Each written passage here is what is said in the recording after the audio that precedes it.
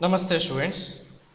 In the last video we have already learned about the design of a rotor of three-phase induction motor, and we have solved two numerical problems based on the design of stator slots, length of air gap, and design of rotor windings. So next we will be learning about the design of wound rotor, that is a slip ring rotor or phase wound rotor. What are the parameters or what are the equations to be considered for the design of phase wound rotor or slip ring rotor? The wound rotor has the facility of adding external resistance to the rotor circuit in order to improve the torque developed by the motor. So in the phase wound rotor or slip ring induction motor, we can add the external resistance, which is not possible in the slip ring squirrel cage induction motor. So we can add the external resistance to the slip ring induction motor to improve the torque developed by the motor.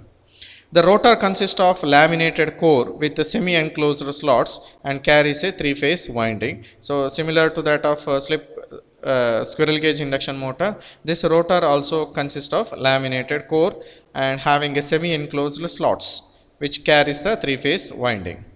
So the rotor winding, how the rotor windings are arranged. The rotor is equivalent to secondary of the transformer, and the voltage between slip rings is maximum when the rotor is at rest.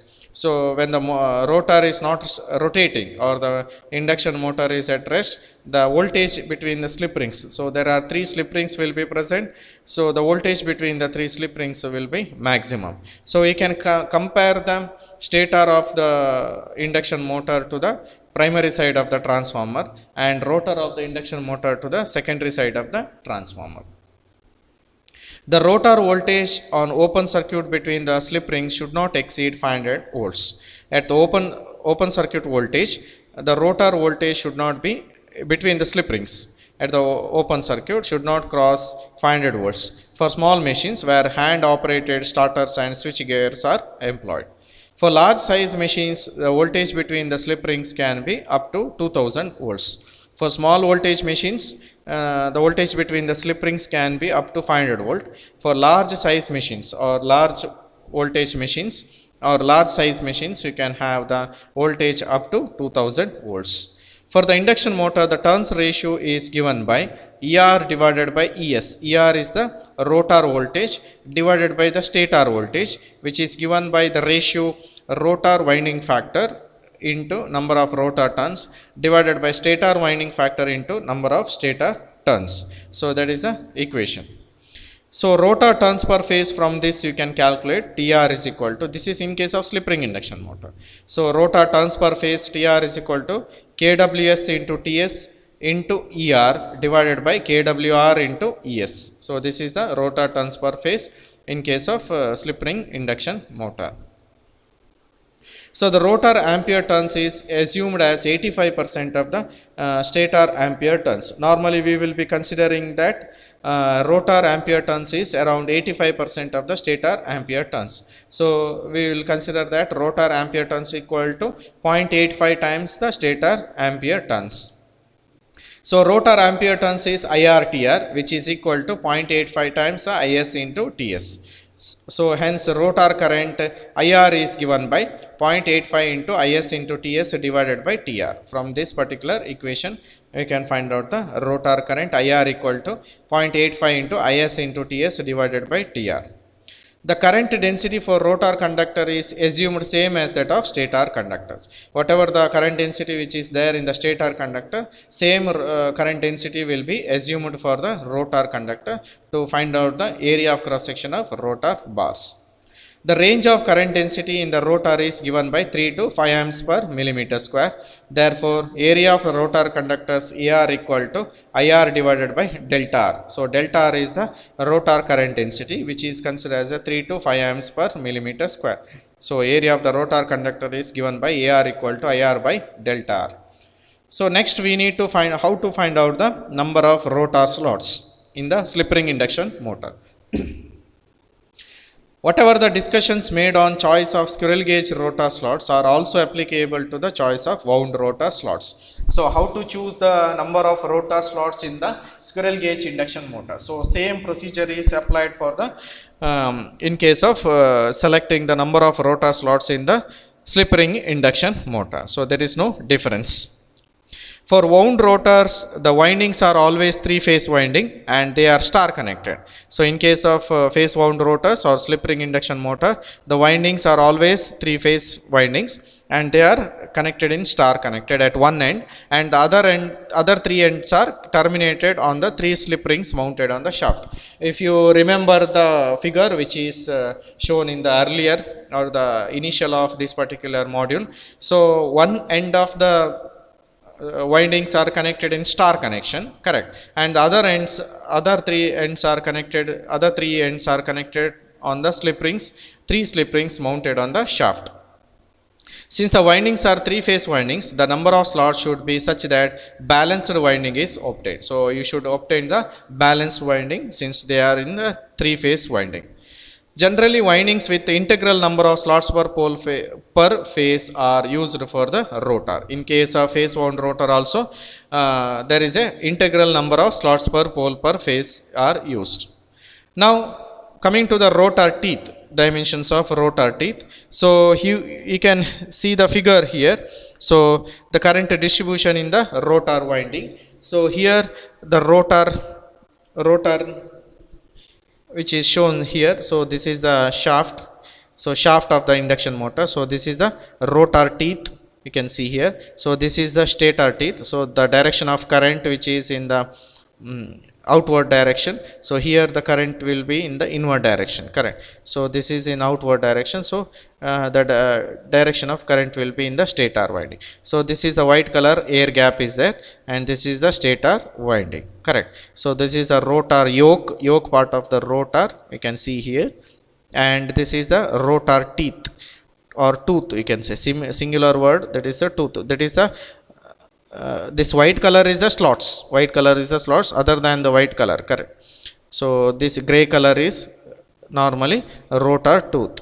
So this is the rotor slots, which is white color, you can see here. So that is the rotor slots, and this is the air gap, and these are all the stator winding. So there are three phases, correct. So this color, blue color is phase 1, and green color is phase 2, and red color is phase 3. So this is the inward direction of current, and this is the outward direction of current in the third phase. Similarly for other two phases. So the distribution of current, we can say, in the rotor winding of slip ring induction motor.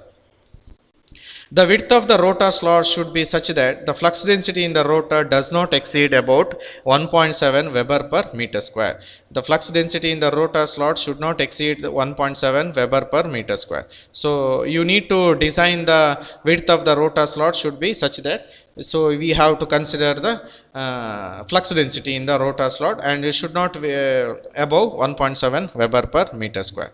So let WTR is the width of the rotor tooth, and WSR is the rotor slot width or pole or pitch. WTR is the width of the rotor tooth, and WSR is the rotor slot width. So minimum teeth area per pole, is calculated as flux per pole divided by maximum flux density. So minimum teeth area for one pole is given by flux per pole divided by maximum flux density. So flux per pole is 5 m divided by maximum flux density is 1.7. So total teeth area per pole is given by number of rotor slots per pole into net iron length into width of the tooth. So number of rotor slots per pole into net iron length or length of air gap. So net iron length, that is Li, into width of the tooth, that is WTR, divided by number of poles that we have to see. So that will give the total teeth area per pole. The minimum width of rotor tooth can be obtained by equating the minimum teeth area per pole to the total area per pole. So this value, that is the minimum teeth area per pole, should be equal to total teeth area per pole. So from that we can find out the minimum width of the rotor tooth. minimum width of the rotor tooth can be find out. So SR into Li into WTR minimum divided by P, which is equal to 5m divided by 1.7. By equating that one, we can find out that WTR, that is the minimum rotor tooth width of the rotor tooth minimum value, that is 5m divided by 1.7 divided by SR by P into Li. Li is the net iron length. SR is the number of rotor slots divided by number of poles. So 5m divided by 1.7 into SR by P into net iron length, that is Li. So actual minimum width of the rotor tooth is equal to rotor slot pitch at the root minus rotor slot width. So actual minimum width of the rotor tooth we can calculate from rotor slot pitch at the root. So that is minus rotor slot width. That is pi into dr. Dr is the rotor slot pitch at the root minus 2 into dsr. DSR is the depth of the rotor slot. Depth of the rotor slots in the both end. That is the top side and bottom side, divided by number of rotor slots minus WSR. So WSR is the width of the rotor slots. Width of the rotor slots we can find out from this equation. Next we need to find out the value of rotor core. The flux density in the rotor core is generally equal to the stator core flux density. Flux density in the rotor core in case of phase wound or slip ring induction motor is generally equal to the flux density in the stator core density. So depth of the rotor core is given by DCR. Depth of the rotor core is given by DCR, which is equal to 5m by 2 into BCR into Li. BCR into Li, where BCR is the flux density in the rotor core. 5m is the maximum flux density divided by 2 into flux density in the rotor core and length of air gap or net iron length. So inner diameter of rotor laminations Di we can calculate from Dr minus, that is rotor diameter minus 2 into DSR plus DCR. So DCR is the depth of the rotor core. So DSR is depth of the rotor slot and DCR is the depth of the rotor core. From this equation we can find out the inner diameter of the rotor laminations. Next we need to find out the what is the size of the slip rings and brushes. We need to find out, or what is the dimensions of slip rings and brushes which are used in the slip ring induction motor. So that we need to find out. The wound rotor consists of 3 slip rings mounted on the shaft but insulated from each other. So there are 3 slip rings which are present in the slip ring induction motor. So each slip rings are insulated from each other. Correct. So they are insulated from each other. The rings are made up of either brass or phosphor bronze. The slip rings are made up of either brass or phosphor bronze. The area of cross section of slip rings are decided from the value of rotor current and assuming current density of 4 to 7 amps per millimeter square. The area of cross section of slip rings are decided from the value of rotor current and assuming the current density of 4 to 7 amps per millimeter square. Cross section of slip rings are rectangular. So here slip rings which are used in the induction motor are rectangular in shape. The brushes used in the wound rotor machines are made up of metal graphite. So brushes which are collecting the, or which are used in the shaft, which are mounted on the shaft in the slip rings, so they are in the wound rotor machines are made up of metal graphite. The metal graphite is an alloy of copper and carbon with very low resistance and high mechanical strength. So metal graphite which are used in the manufacture of brushes are made up of copper and carbon, which is having very less resistance, correct, and it should collect the current and high mechanical strength. The dimensions of brushes are decided by assuming a current density of 0.1 to 0.2 amps per millimeter square. So the brush current density is very low when compared to other current density values. So the value of current density in the brushes are ranging from 0.1 to 0.2 amps per millimeter square.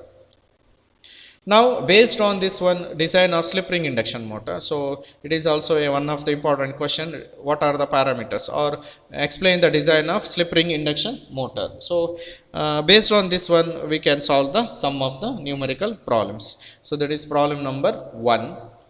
A three-phase induction motor has 54 stator slots with 8 conductors per slot and 72 rotor slots with 4 conductors per slot.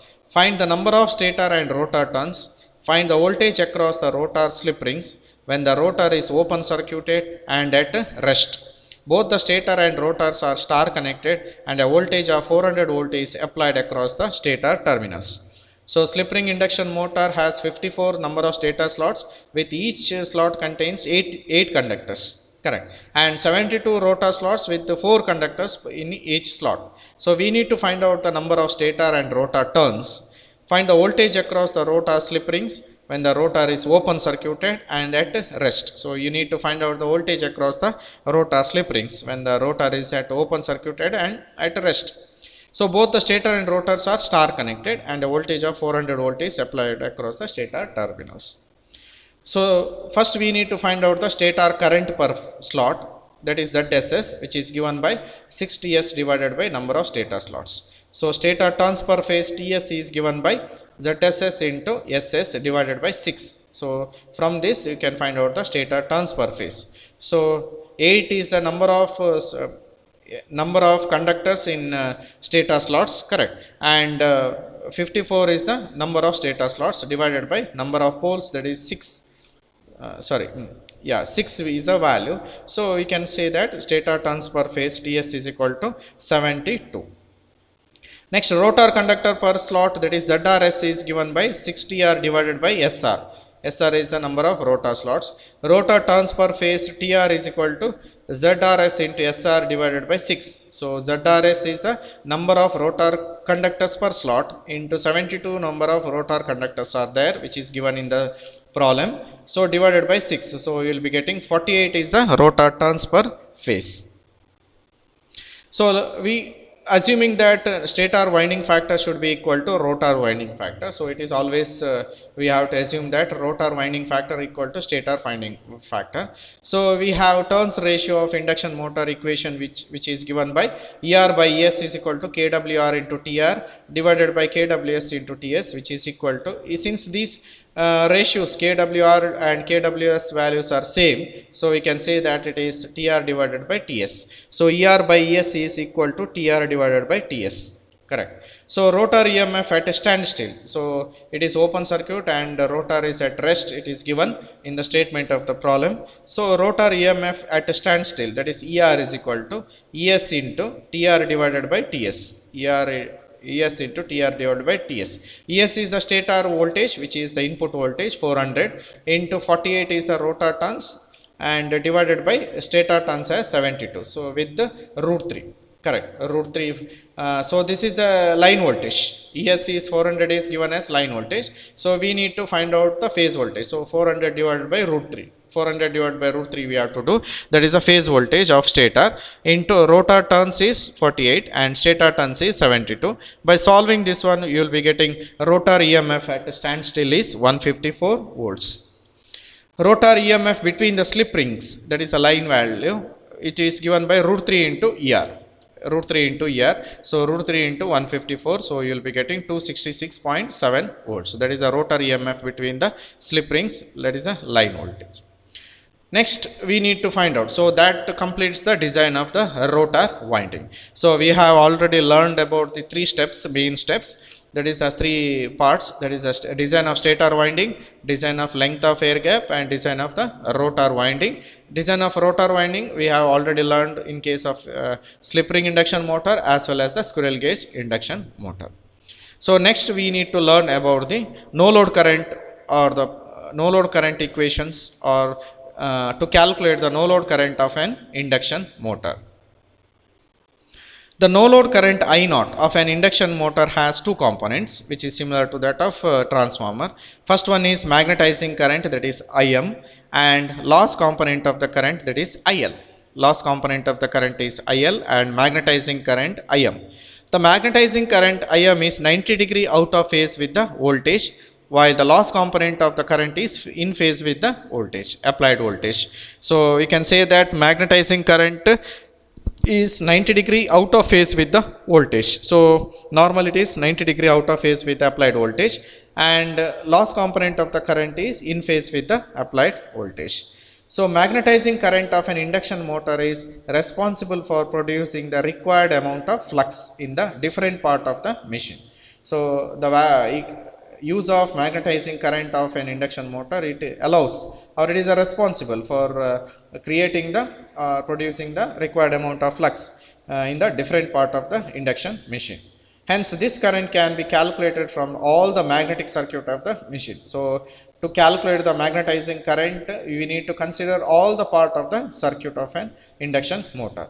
The ampere turns of all the magnetic circuits such as stator core, stator teeth, air gap, rotor core, rotor teeth gives the total ampere turns required for the magnetic circuit. So the magnetizing current we can calculate from the addition of magnetizing ampere turns of stator core, stator teeth, air gap, rotor core and rotor teeth. So summation of all these values will be totally give you the ampere turns. From that ampere turns we need to calculate the magnetizing current by using the equation.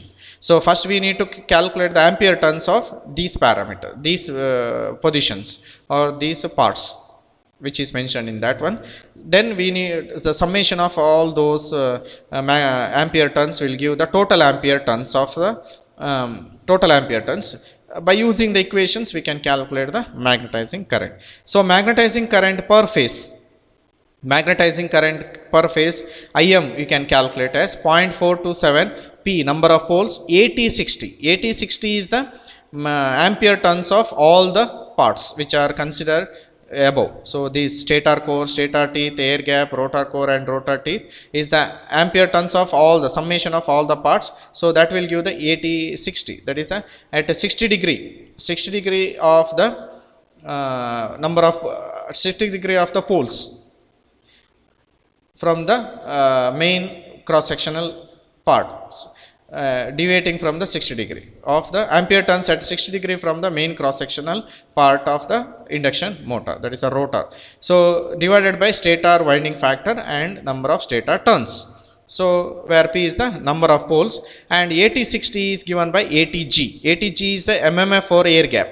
ATG is the mmf for air gap, which is calculated as 800,000. So BG60 into kg into LG.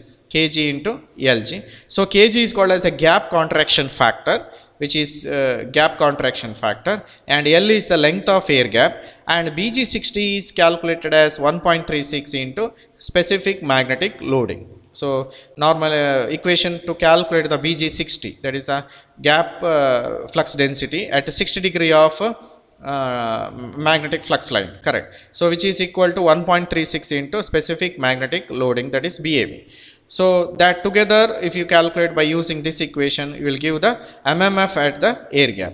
So ATTS is given by mmf required for stator teeth, mmf required at stator teeth, and ATTR is the mmf required for rotor teeth, and ATCS is the mmf required for stator core, and ATCR is the mmf required at rotor core. So by summing up all these values, you will be getting the mmf at 60 degree. So that is AT60. So that value you can put it from this equation and find out the magnetizing current per phase. Next, loss component of the current. The calculation of loss component of no load current involves the determination of no load losses. No load losses you can calculate. So that is iron loss, correct. So iron loss in the induction motor consists of hysteresis loss and eddy current loss in the teeth and rotor teeth and the rotor cores. Surface loss in the teeth due to variation of air gap flux density. Tooth pulsation loss due to variation of teeth density, loss due to non-uniform flux distribution, and loss in the end plates. So iron loss will be consisting of all these parameters. So it is mainly consist of hysteresis loss and eddy current loss in the teeth and cores, surface loss in the teeth due to the variation of air gap flux density, and tooth pulsation loss due to variation of teeth density, loss due to non-uniform flux distribution, and loss in the end plates. So loss component of no load current per phase you can calculate. IL is equal to total no load loss divided by 3 into voltage per phase. So loss component of no load current per phase can be calculated. IL equal to total no load loss divided by 3 into voltage per phase. So no load current I naught per phase you can calculate. Im square is the magnetizing current, Im plus IL is the loss component of the current. So there are total no load loss, you can iron loss and friction and windage loss. This is also considered friction and windage loss, that together will be loss component. So total no load loss. And no load current I naught per phase you can calculate Im square plus IL square under square root. So square root of Im square plus IL square. So the no load power factor cos phi naught is IL divided by I naught. So IL is the loss component divided by no load current per phase. So that will give the no load power factor cos phi naught. So that is the no load current of an induction motor. So we will solve some numerical problems based on the no load current of an induction motor. So that we will see in the next video. Thank you.